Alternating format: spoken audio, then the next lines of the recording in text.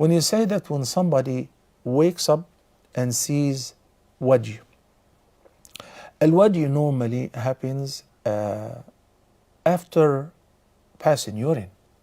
So the person would see the drop or two. So that doesn't happen when you're asleep. What happens when you're asleep is mainly al-madhiy, which happens as a result of seeing wet dreams. Then it would lead to sexual discharge.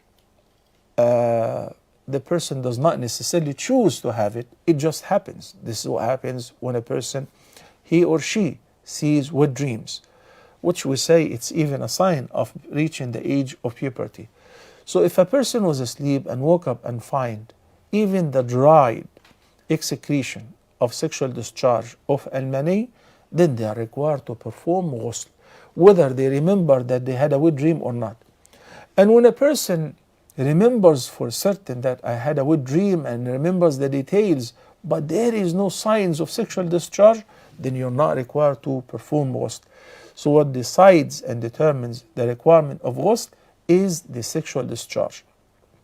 While al-madhiy normally happens when the person is awake and he is thinking and contemplating the sexual contact or something which would excite him or her, so there will be a sexual discharge without ejaculation, just a leak of some drop or two, which is known as madhiy. And that doesn't require ghusl.